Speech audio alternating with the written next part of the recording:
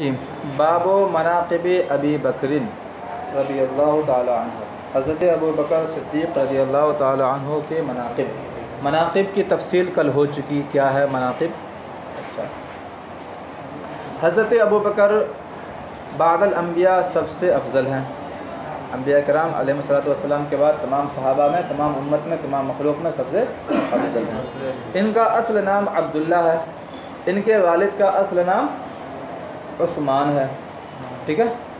ان کے والد کی کنیت ابو قحافہ ہے، ان کی کنیت حضرت ابو بکر کی کنیت ابو بکر ہے، ٹھیک ہے۔ اور ان کا لقب صدیق ہے، تصدیق کرنے کی وجہ سے سب سے پہلے معراج کو تصدیق کیا انہوں نے، ٹھیک ہے۔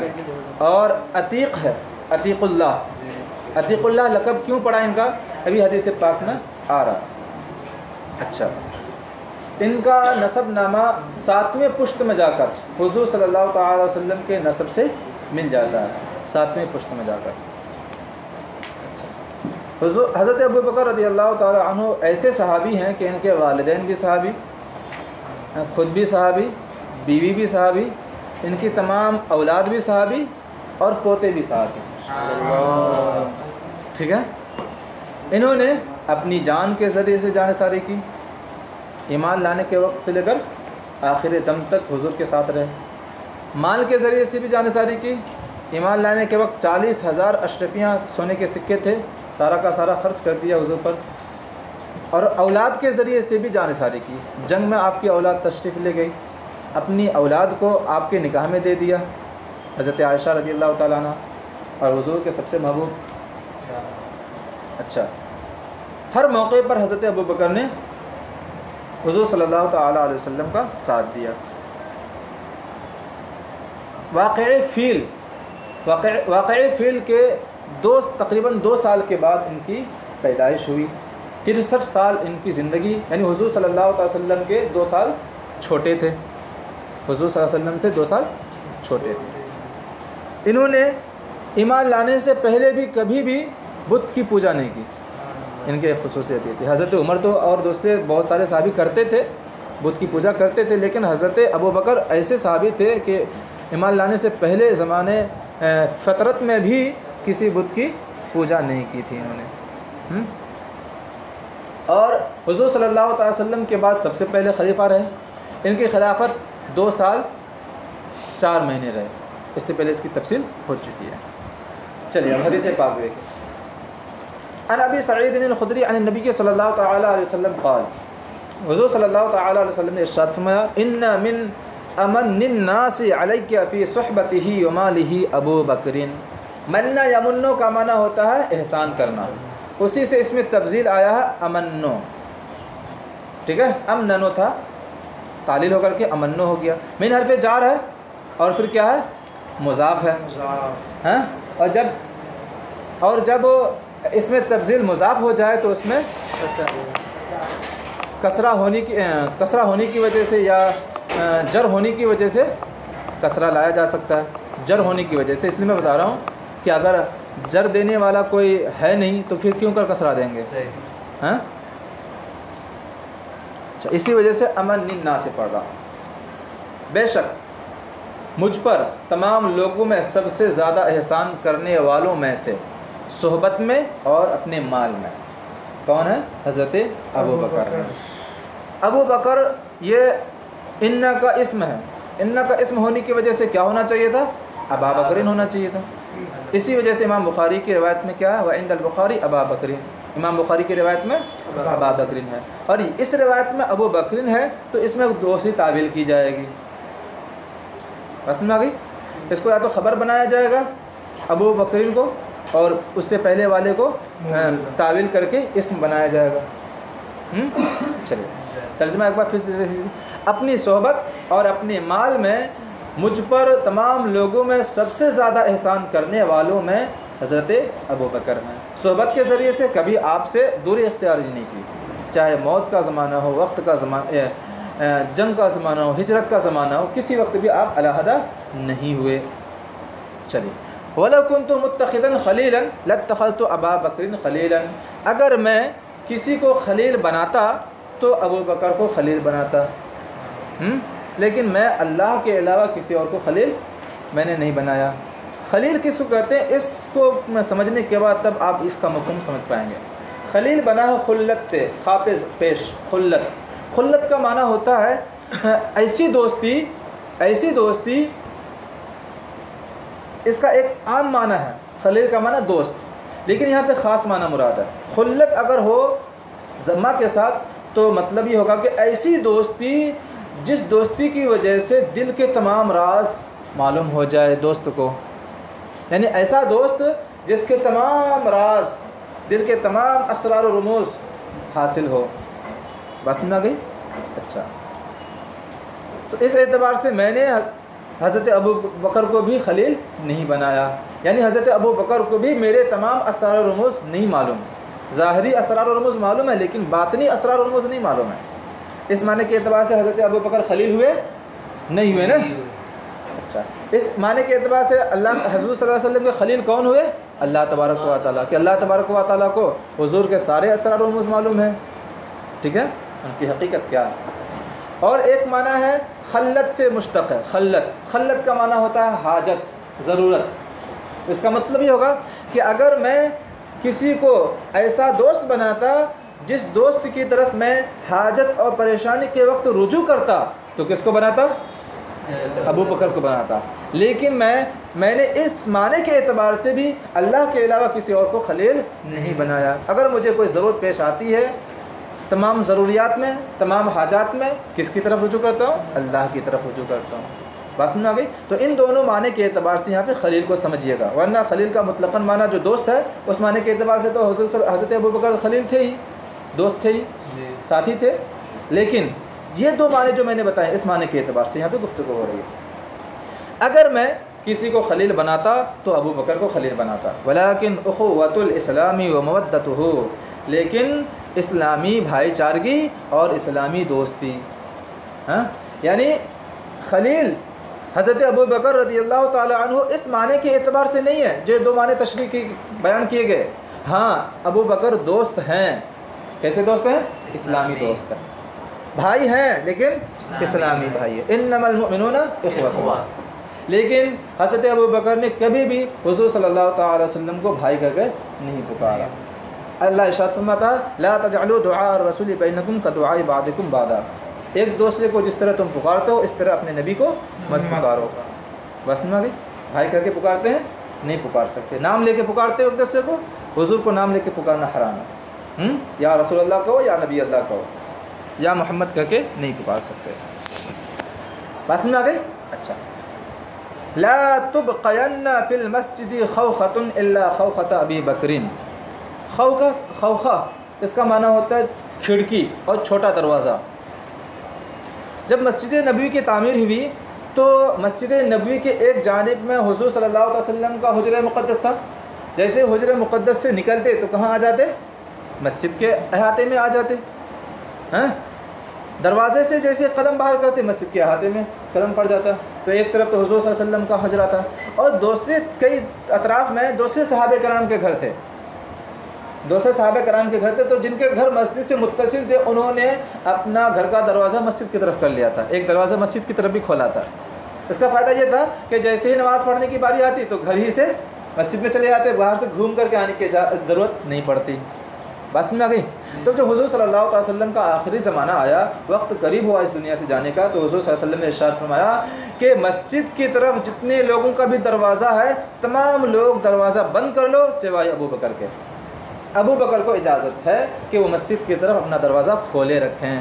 اس سے اشارہ ہے حضرت ابو بکر رضی اللہ تعالیٰ عنہ کی خلافت و امامت کی طرف، کہ میرے بعد یہی خلیفہ بنیں گے، ان کو خلیفہ بننے کے بعد مسجد میں آنے کی ضرورت پڑے گی، بار بار آنے کی ضرورت پڑے گی، فیصلہ کرنے کے لیے مسجد میں آنے کی ضرورت پڑے گی، امامت کرنے کے لیے مسجد میں آنے کی ضرورت پڑے گی اور بہت ساری چیزوں کے لیے۔ تو یہ کیا ہے؟ مسجد کی طرف دروازہ کھولے رکھیں گے، بقیہ جتنے لوگوں کا بھی مسجد کی طرف دروازہ ہے مسجد سے متصل وہ کیا کر لیں؟ دروازہ بند کر لیں۔ بات سمجھ آ گئی؟ تو یہ اشارہ ہے اس کی طرف۔ لا تبقین فی المسجد خوخۃ، مسجد میں کوئی بھی دروازہ باقی نہ رہے الا خوخۃ ابی بکر، مگر حضرت ابو بکر کا دروازہ۔ مفہوم سمجھ میں آیا؟ یہ مفہوم یاد رکھیے گا تبھی سمجھ میں آ گئی۔ تو حضرت ابو بکر کا ایک گھر تو مسجد کے بالکل متصل تھا اور ایک گھر دوسری جگہ پر تھا، ٹھیک ہے، 2 جگہ کرتا. وفی روایت، اور ایک روایت میں لو کنت متخذا خلیلا غیر ربی لاتخذت ابا بکر، اگر میں اپنے رب کے علاوہ کسی اور کو خلیل بناتا تو ابو بکر کو خلیل بناتا، لیکن میں نے صرف اور صرف اپنے رب کو خلیل بنایا.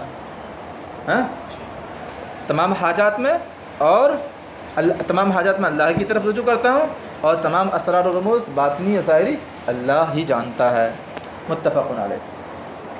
وعن عبد الله بن مسعود عن النبي صلى الله تعالى عليه وسلم قال لو كنت متخذا خليلا لاتخذت ابا بكر خليلا.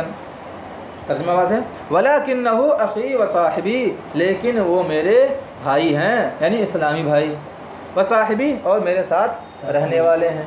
ٹھیک ہے. ویسے تو حضور صلی اللہ تعالی علیہ وسلم کے حضور صلی اللہ علیہ وسلم سب کے صاحب ہیں. صاحب کا معنی ساتھ رہنے والے، تو تمام امتی کے ساتھ آپ حضور صلی اللہ علیہ وسلم ہیں. ہمارے ساتھ بھی حضور صلی اللہ علیہ وسلم ہیں. ہر ایک امتی کے دل میں حضور صلی اللہ علیہ وسلم بستے ہیں، ہر ایک امتی کے ذہن و دماغ میں حضور صلی اللہ علیہ وسلم بستے ہیں، ہر ایک امتی کے ایمان اور عقیدے میں حضور صلی اللہ علیہ وسلم بستے ہیں. اس معنی کے اعتبار سے حضور صلی اللہ علیہ وسلم تمام امتی کے صاحب ہیں. چلے ساتھ رن. وقد اتخذ اللہ صاحبکم خلیلا، اللہ تبارک و تعالیٰ نے تمہارے صاحب کو خلیل بنا لیا. تمہارے صاحب سے مراد یعنی نبی، یعنی مجھ کو خلیفہ خلیل بنایا. پہلے حدیث پاک میں دیکھیں کیا بیان کیا کہ میں نے اللہ کو خلیل بنایا، اور اس حدیث پاک میں کیا ہے، اللہ نے مجھے خلیل بنایا. تو یہاں پہ خلت، دوستی دونوں طرف سے ہے، لیکن حضرت ابراہیم جو خلیل اللہ ہے وہاں پہ ایک طرف سے ہے، ہاں، اللہ کی جانب سے. اور یہاں پہ کیا ہے، دونوں طرف سے. اللہ جو حکم فرماتا ہے حضور صلی اللہ تعالی علیہ وسلم فرما برداری کرتے ہیں. حضور صلی اللہ علیہ وسلم جو بارگاہ خداوندی میں عریضہ پیش کرتے ہیں اللہ تبارک و تعالی قبول فرماتا ہے. وَلَسَوْفَ يُعْطِيكَ رَبُّكَ فَتَرْضَىٰ، ان قریب آپ کا رب آپ کو اتنا دے گا کہ آپ راضی ہو جائیں گے، آپ کو کبھی منع نہیں کیا گیا. چلیے، رواہ مسلم. وعن عائشہ قالت قال لي رسول اللہ صلی اللہ علیہ وسلم فی مرضه، اور حضرت عائشہ سے مروی فرماتی ہیں کہ مجھ سے نبی کریم صلی اللہ تعالی علیہ وسلم نے اپنے مرض الموت میں ارشاد فرمایا. جب موت کے قریب آپ حضور صلی اللہ علیہ وسلم بیمار پڑ گئے تھے تو اس وقت ارشاد فرمایا کیا، ادعی لی ابا بکر اباک و اخاک، میرے لیے اپنے والد محترم ابو بکر اور اپنے بھائی کو بلا لاؤ. ان کے بھائی سے مراد حضرت عبد الرحمن بن ابی بکر. کیوں بلا لاؤ، بلانے کی وجہ کیا ہے، حتی اکتب کتابا، تاکہ میں ان کے لیے ایک تحریر لکھ دوں، ایک مکتوب لکھ دوں. اچھا، یعنی ابو بکر کے لیے لکھوں، اور چونکہ میرا ہاتھ کام نہیں کر رہا ہے، میں بہت کمزور ہو چکا ہوں، بیمار ہو چکا ہوں، تو اب اپنے بھائی عبد الرحمن کو بھی بلا لو تاکہ وہ خود سے لکھ دیں گے اپنے ہاتھ سے. بات سمجھ آ گئی. اچھا، کیوں بھائی، کیوں تحریر لکھنے کا مقصد ہے، فإني أخاف أن يتمنى متمن ويقول قائل، کیونکہ مجھے خوف ہے کہ کوئی تمنا کرنے والا تمنا کرے گا اور کہنے والا کہے گا انا، میں ہوں. کیا میں ہوں، یعنی میں خلیفہ بنوں گا حضور صلی اللہ علیہ وسلم کے بعد. ہو سکتا ہے کہ کوئی تمنا کرنے والا تمنا کرے کہ مجھے خلافت مل جاتی، کوئی کہنے والا کہتا کہ میں خلیفہ بنوں گا حضور کے بعد. اس بات کا خوف ہے، اسی لیے تم کاغذ لے کر کے آؤ اور ابو بکر کو بھی بلا لاؤ، عبد الرحمن بن ابی بکر کو بھی بلا لاؤ. میں لکھ دوں گا، میں لکھوا دوں گا کہ میرے بعد جو جانشی ہوں گے، میرے بعد جو امام بنیں گے وہ کون بنیں گے، ابو بکر بنیں گے. جب میں لکھوا دوں گا، میں جانشی بنا دوں گا، تو اب کوئی کہنے والا، کوئی تمنا کرنے والا نہیں کر سکتا. بس میں آ گئی. اچھا،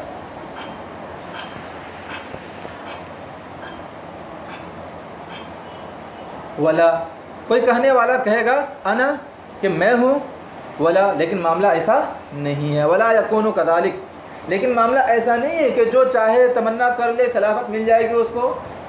جو کہنے والا دعویٰ کر دے کہ مجھے میں خلافت کا حقدار ہوں اسے خلافت دے دیجیے، ایسا معاملہ نہیں ہے. بلکہ خلافت لینے کے لیے سچا جانشی اور اس کا اس طرح مقام و مرتبہ والا ہونا چاہیے.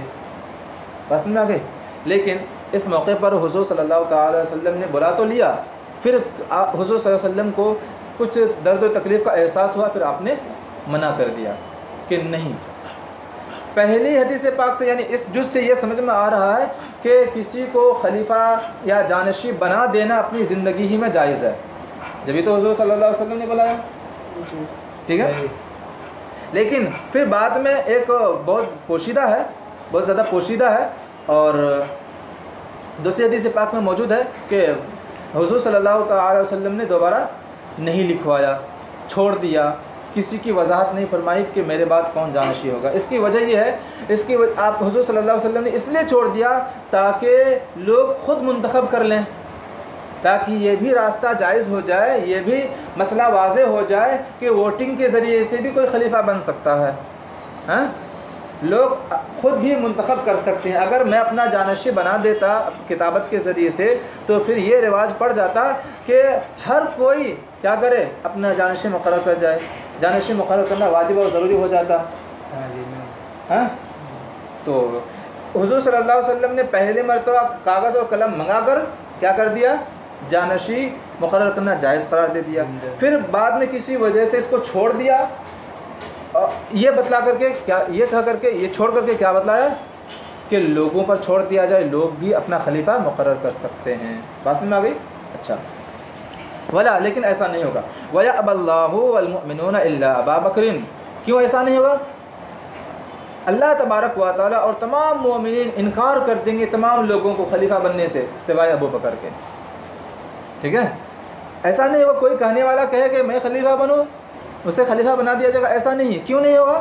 اللہ تبارک و تعالیٰ اور تمام مومنین کسی کو بھی خلیفہ مقرر نہیں کریں گے سوائے حضرت ابو بکر کے۔ اور ہوا بھی یہی، جب حضور صلی اللہ علیہ وسلم کی تجہیز و تکفین ہو گئی تو انصار کرام اور مہاجرین کرام کے درمیان یہ ہو گئی کہ کون خلیفہ بنے، کون خلیفہ بنے۔ کچھ دیر تک ایسے معاملہ ٹلتا رہا۔ انصار کرام میں سے حضرت سعد بن عبادہ نے دعویٰ کر دیا کہ میں خلیفہ بنوں گا، ٹھیک ہے، اور انہیں پیشکش بھی کر دی، کوشش بھی کی تھی انہوں نے کہ وہ خلیفہ بنایا جائے، لیکن تمام لوگوں کا اتفاق ہوا کہ حضرت ابو بکر خلیفہ رہیں گے۔ بات میں آ گئی؟ اور پھر حضرت عمر آگے بڑھے اور پھر ہاتھ لیا اور فرمایا کہ میں آپ کے ہاتھ پر بیعت کرتا ہوں۔ ان کا دیکھا دیکھی تمام لوگوں نے ان کے ہاتھ پر بیعت کر لی۔ چلو، رواہ مسلم، اس حدیث پاک کو امام مسلم نے روایت کیا۔ وفی کتاب الحمیدی، اور حمیدی کی کتاب میں انا اولا بدلا انا ولا، انا ولا کی جگہ پر انا اولا ہے۔ انا اولا ہوگا تو اس کا مفہوم یہ ہوگا کہ کوئی کہنے والا یہ نہ کہے کہ میں ہی بہتر ہوں، اور انا ولا کا جو مفہوم ہوگا وہ میں نے بتا دیا۔ انا یہ الگ ہے اور ولا جو ہے یہ محذوف ہے، لا یکون کذالک کے معنی میں ہے۔ سمجھ میں آ گئی بات؟ چلیے۔ وعن جبیر بن مطعم قال اتت، اچھا اس حدیث پاک کی وجہ سے جو ہے نا شیعہ حضرات اعتراض کرتے ہیں، ہاں، کہ دیکھو حضور صلی اللہ تعالی علیہ وسلم نے کتابت کاپی قلم منگوایا اور ان کے نام جانشینی نہیں لکھی، جانشینی کے حقدار حضرت علی تھے۔ اگر حضرت ابو بکر ہوتے تو منگوانے کے بعد کیوں رد کر دیتے، ہاں؟ تو لیکن یہاں پہ رد کرنا حضور صلی اللہ علیہ وسلم کسی اور مصلحت کے پیش نظر تھا، لیکن ان لوگوں نے کچھ اور سمجھ لیا۔ جواب یہ ہے کہ اگر حضرت علی حقدار ہوتے تو حضرت علی کیوں بیعت کرتے؟ حضرت علی نے بھی تو بیعت کی، مخالفت کر بیٹھتے۔ اپنا حق لینے کے لیے لڑنا جائز ہے، اسلام نے حق دیا، اپنا حق لڑ کے لو۔ اگر حضرت علی حقدار ہوتے تو پھر کیوں مقابلہ نہیں کرتے، کیوں انہوں نے بیعت کر لی؟ اس سے پتہ چل رہا ہے کہ وہاں پر حضرت حضور صلی اللہ علیہ وسلم کا جانشینی نہ لکھنا کسی اور مصلحت کے پیش نظر تھا۔ چلیے۔ ان جبیر بن مطعم قال اتت النبی امرأۃ فکلمته فی شیء، کہ نبی کریم صلی اللہ تعالی وسلم کے پاس ایک عورت آئی اور پھر اس عورت نے نبی کریم صلی اللہ علیہ وسلم سے کلام کیا کسی چیز کے تعلق سے۔ وہ کون سی چیز تھی؟ بتایا جاتا ہے کہ حضور صلی اللہ علیہ وسلم سے کسی فیصلے کے تعلق سے وہ عورت آئی کہ میرا یہ فیصلہ ہے، میرا یہ معاملہ ہے، فیصلہ فرما دیجئے۔ اور بہت سارے حضرات نے یہ کہا کہ کوئی مسئلہ پوچھا تھا، بہت سارے حضرات نے یہ کہا کہ کچھ کھانے پینے کی چیز مانگی تھی۔ بہرحال یہاں پہ گفتگو کس چیز کی تھی؟ راجع یہ ہے کہ فیصلہ کر دیجئے، یہ بیان کیا تھا انہوں نے۔ فَأَمَرَهَا أَن تَرْجِعَ إِلَيْهِ، حضرت حضور صلی اللہ علیہ وسلم نے اس عورت کو حکم دیا کہ دوبارہ آنا، ابھی کچھ اور مصروفیت ہے، تم کل آنا یا کچھ دیر کے بعد آنا، ایک دن کے بعد آنا، 2 دن کے بعد آنا۔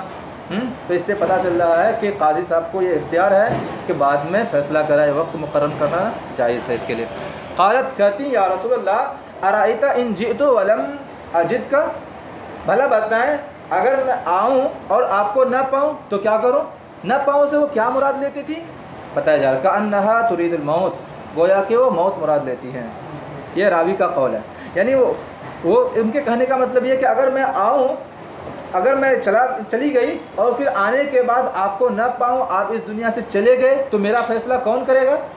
بس میری قال حضور نے ارشاد فرمایا فَإِن لَّمْ تَجِدِينِي فَأْتِي أَبَا بَكْرٍ، اگر مجھے نہ پاؤ تو ابو بکر کے پاس آنا۔ تو یہاں پہ وضاحت کے ساتھ ہو رہا ہے کہ حضرت ابو بکر میرے بعد کیا ہوں گے؟ خلیفہ ہوں گے، وہ تمہارا فیصلہ کر دیں گے۔ بس میری تو یہ بھی حدیث پاک کیا ان کے خلاف دلیل ہے، متفق علیہ۔ وعن عمرو بن عاص ان النبی صلی اللہ تعالی وسلم، اس حدیث پاک کو سمجھنے کے لیے پہلے ایک پورا مفہوم سمجھنا پڑے گا۔ حضرت عمرو بن عاص کو نبی کریم صلی اللہ علیہ وسلم نے 300 کا لشکر دے کر کے بھیجا۔ حضور صلی اللہ علیہ وسلم خود تشریف نہیں لے گئے۔ اس غزوے کو کیا کہتے ہیں؟ اس جنگ کو کیا کہتے ہیں؟ سریہ۔ جس غزوے میں حضور خود تشریف لے جائے اس کو غزوہ کہتے ہیں۔ تو حضور نے حضرت عمرو بن عاص کو 300 کا لشکر دے کر کہیں بھیجا۔ کہاں، کون سی جگہ پر بھیجا؟ ذات السلاسل، ایک جگہ کا نام ہے، اس جگہ پر بھیجا۔ وہاں پہ جانے کو پتہ چلا کہ ان کی تعداد کم ہے، تو حضرت عمرو بن عاص نے حضور کو خبر بھیجی کہ آپ جو اور تعداد بھیجیے مدد کرنے کے لیے۔ تو حضور صلی اللہ علیہ وسلم نے حضرت ابو بکر کو بھیجا، حضرت عمر کو بھیجا، اور حضرت اور بھی بہت سارے لوگوں کو بھیجا۔ دیکھیے اب کیا ہوتا ہے۔ وعن عمرو بن عاص، حضرت عمرو بن عاص سے مروی ہے کہ نبی کریم صلی اللہ علیہ وسلم نے انہیں ذات السلاسل کے لشکر پر بھیجا، لشکر پر امیر بنا کر بھیجا۔ بس ہماری ذات السلاسل ایک جگہ کا نام ہے، وہاں پہ ریت بہت زیادہ ہوتی ہیں، اسی وجہ سے اس جگہ کو ذات السلاسل، سلاسل کا مطلب ریت، ریت والے لشکر پر امیر بنا کر بھیجا۔ قال، وہ کہتے ہیں فأتیتہ، میں نبی کریم صلی اللہ علیہ وسلم کے پاس آیا، فقلت، پھر میں نے پوچھا ای الناس احب الیک، آپ کے نزدیک تمام لوگوں میں سب سے زیادہ محبوب کون ہے؟ یہ کیوں پوچھنا ہے؟ وجہ کیا ہے؟ وجہ یہ ہے کہ حضرت عمرو بن عاص نے یہ دیکھا کہ میری ماتحتی میں حضرت ابو بکر بھی ہیں، حضرت عمر بھی ہیں، اور بہت بڑے بڑے صحابہ کرام ہیں، تو اس سے پتہ چل رہا ہے کہ ان لوگوں سے زیادہ حضور صلی اللہ علیہ وسلم مجھ سے محبت کرتے ہیں، ان لوگوں سے کہیں زیادہ حضور صلی اللہ علیہ وسلم مجھ سے محبت کر رہے ہیں، کیونکہ حضور صلی اللہ علیہ وسلم کا عمل بتلا رہا ہے، مجھ سے زیادہ محبت کرتے ہیں۔ یہی وجہ تو ہے کہ ان لوگوں کے اوپر مجھے امیر بنا کر بھیجا۔ ٹھیک ہے، عمل تو حضور صلی اللہ علیہ وسلم کا یہ کہہ رہا ہے کہ سب سے زیادہ حضور کے نزدیک کون محبوب ہے؟ حضرت عمرو بن عاص، لیکن یہ پوچھنا چاہ رہے تھے، یہ حضور کی زبان سے سننا چاہ رہے تھے کہ یہ ان کے نزدیک زیادہ محبوب ہیں کہ نہیں، اسی وجہ سے یہاں پہ پوچھ رہے ہیں کہ کون لوگوں میں، تمام لوگوں میں سب سے زیادہ محبوب آپ کے نزدیک کون ہے؟ قال، حضور نے ارشاد میں عائشہ، کون ہے میرے نزدیک سب سے زیادہ محبوب؟ حضرت عائشہ۔ قلت، حضرت عمرو بن عاص کہتے ہیں میں نے کہا من الرجال، میں عورتوں کی بات نہیں کر رہا، میں مردوں کی بات کر رہا ہوں کہ مردوں میں سب سے زیادہ محبوب کون ہے۔ یہ سوچ رہے تھے کہ میرا نام لیا جائے گا کہ تم سب سے زیادہ محبوب میرے نزدیک، کیونکہ عمل تو کہہ رہا ہے تمام لوگوں کے اوپر مجھے امیر بنایا گیا، تو اس کا مطلب یہ ہے کہ میں زیادہ محبوب ہوں۔ لیکن کیا ہوا؟ تو قل، تو میں نے کہا کہ من الرجال، مردوں میں کون زیادہ بہتر ہے، کون زیادہ محبوب ہے؟ قال، ارشاد فرمایا ابوہا، ان کے والد، یعنی حضرت ابو بکر صدیق۔ تو یہ سوچنے لگے ہو سکتا ہے اس کے بعد میری باری آ جائے، ان کے بعد میں زیادہ محبوب ہوں۔ قل، تو میں نے کہا ثم من، پھر ان کے بعد کون زیادہ محبوب ہے؟ قال، ارشاد فرمایا عمر، اس کے بعد سب سے زیادہ محبوب کون ہے؟ حضرت عمر۔ فعد رجالا، پھر اس طرح سے بہت سارے لوگوں کو شمار کیا۔ پھر انہوں نے پوچھا اس کے بعد کون ہے؟ پھر فرمایا عثمان۔ پھر پوچھا اس کے بعد کون ہے؟ پھر فرمایا علی۔ پھر پوچھا کہ اس کے بعد کون ہے؟ پھر کسی اور کا نام لیا گیا، عشرہ مبشرہ۔ پھر اسی طرح بہت سارے لوگوں کو شمار کیا۔ فسکت مخافۃ ان یجعلنی فی آخرہم، تو میں خاموش ہو گیا اس خوف سے کہ کہیں مجھے حضور صلی اللہ علیہ وسلم سب سے آخر میں نہ کر دیں۔ بس میں آ گئی؟ چلیے، تو یہ حدیث پاک کیا بتانے کے لیے لائی گئی ہے کہ حضرت ابو بکر کا مقام اور مرتبہ کیا ہے حضور کے نزدیک۔ چلیے، متفق علیہ۔ وعن محمد بن الحنفیہ، حضرت محمد بن حنفیہ سے مروی ہے۔ یا محمد بن حنفیہ کون ہے؟ حضرت علی رضی اللہ تعالیٰ عنہ کے بیٹے۔ حنفیہ کون ہے؟ یہ حنفیہ ان کے ماں کے قبیلے کی طرف منسوب ہے۔ ان کی ماں، حضرت محمد کی ماں حضرت علی رضی اللہ تعالیٰ عنہ کی باندی تھی، اور یہ باندی حضرت ابو بکر صدیق رضی اللہ کے زمانے میں جنگ یرموک میں قیدی بنا کر لائی گئی تھی، تو یہ حضرت علی کے حصے میں آئی تھی۔ چونکہ ان کا قبیلہ بنی حنیف تھا، اسی وجہ سے یہ اپنی ماں کے قبیلے کی طرف منسوب ہو کر کے محمد بن حنفیہ کہلائے، اپنے باپ کی طرف محمد بن علی نہیں کہلائے۔ حضرت حسن اور حضرت حسین سے الگ کرنے کے لیے، یہ بتانے کے لیے کہ فاطمہ کی اولاد میں سے نہیں ہے۔ اگر حضرت محمد بن علی کہہ دیتے تو یہ شبہ ہو سکتا تھا کہ حضرت فاطمہ رضی اللہ تعالیٰ عنہ کی اولاد میں سے ہیں، ٹھیک ہے۔ تو یہ امتیاز کرنے کے لیے ان کو ماں کی طرف، ماں کے قبیلے کی طرف منسوب کیا گیا۔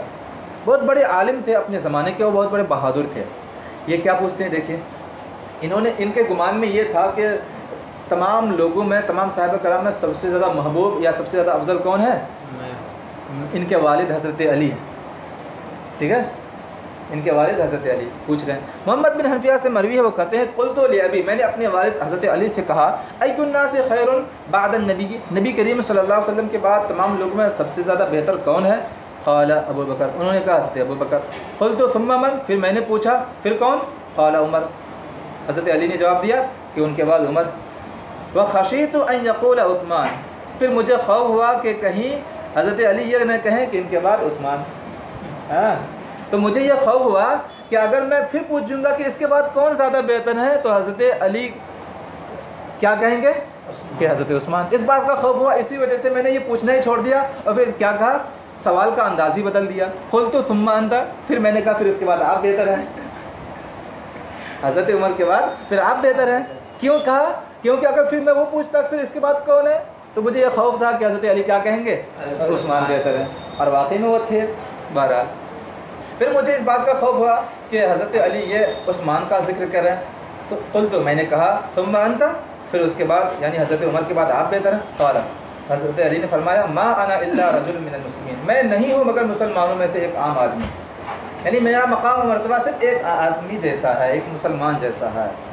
رواہ البخاری۔ تو یہ حضرت علی رضی اللہ تعالیٰ عنہ کا یہ کہنا عاجزی اور انکساری کے لیے، ورنہ تو یہ متفقہ فیصلہ ہے کہ تمام انبیاء کرام کے بعد سب سے افضل کون ہے؟ خلفائے راشدین بالترتیب خلفائے راشدین ہیں، اس کے بعد پھر عشرہ مبشرہ، پھر اس کے بعد جنگ بدر والے اصحاب بدر، ٹھیک ہے، پھر اصحاب احد، پھر اصحاب بیت رضوان، پھر سابقین اولین، اس طرح سے یہ ترتیب ہوا ہے۔ چلیے، وعن ابن عمر قال، حضرت عبداللہ ابن عمر سے مروی فرماتے ہیں کننا فی زمن النبی صلی اللہ تعالی علیہ وسلم لا نعدل یا بابی بکر احدا، ہم نبی کریم صلی اللہ علیہ وسلم کے زمانے میں حضرت ابو بکر کے برابر کسی کو نہیں کہتے۔ عدل یعدل کو نا برابر کرنا، ہم ابو بکر کے برابر کسی اور کو نہیں کہتے۔ سب سے زیادہ فضیلت والا کن کو کہتے ہیں؟ حضرت ابو بکر، ثم عمر، پھر حضرت عمر، پھر حضرت عثمان۔ یعنی ہم صحابہ کرام کے درمیان فضیلت شمار کرتے تو سب سے مقدم حضرت ابو بکر کو، پھر حضرت عمر کو، پھر حضرت عثمان غنی کو رکھتے۔ ثم نترک اصحاب النبی صلی اللہ علیہ وسلم لا نفاضل بینہم، پھر ہم نبی کریم صلی اللہ علیہ وسلم کے صحابہ کو چھوڑ دیتے، ان کے درمیان فضیلت بیان نہیں کرتے، ان کو اپنے اپنے حال پر چھوڑ دیتے۔ یہاں پہ کن کا قول ہے؟ حضرت عبداللہ ابن عمر فرما رہے ہیں حضرت علی کو بیان نہیں کیا۔ اس کی دو وجہ ہو سکتی ہے، ایک وجہ تو یہ ہے کہ یہاں پہ فضیلت جو بیان کی جا رہی ہے کن لوگوں کی بیان کی جا رہی ہے؟ صحابہ کرام کے درمیان۔ حضرت علی تو اہل بیت اطہار خاندان نبوت میں سے ہیں، یہ تو پہلے ہی الگ، ان کا مقام مرتبہ تو ہے ہی، اسی وجہ سے ان کو الگ شمار نہیں کیا۔ اچھا، اور اس کی ایک دوسری وجہ یہ بھی ہو سکتی ہے کہ جس وقت اصحاب کرام رضی اللہ تعالیٰ علیہ اجمعین کو شمار کرتے تھے، فضیلت بیان کرتے تھے، تو اس وقت یہ ان تینوں حضرات کی گفتگو ہوئی کہ یہ تینوں بھی ترتیب افضل ہیں۔ کیوں؟ اس کی وجہ یہ ہے کہ اس وقت یہ تینوں عمر دراز تھے، بڑی عمر والے تھے، اور اس وقت حضرت علی رضی اللہ تعالیٰ عنہ کم عمر والے تھے، اس وجہ سے کم عمر کی وجہ سے ان کو ان لوگوں میں بیان نہیں کیا، ورنہ تو حضرت علی کا مرتبہ چوتھے نمبر کا ہے۔ رواہ البخاری۔ وفی روایت ابی داود، حضرت ابو داود کی روایت میں ہے، قال، فرمایا کننا نقول ورسول اللہ صلی اللہ علیہ وسلم حی افضل امت النبی صلی اللہ علیہ وسلم بعدہ ابو بکر ثم عمر ثم عثمان، ہم نبی کریم صلی اللہ علیہ وسلم کے زندگی کی حالت میں یہ کہا کرتے تھے کہ حضور صلی اللہ علیہ وسلم کی امت میں سب سے افضل حضور کے بعد ابو بکر ہیں، پھر عمر ہیں، پھر عثمان ہیں۔ حضرت علی کو چھوڑ دیا، وجہ وہی جو پہلے بیان ہوا۔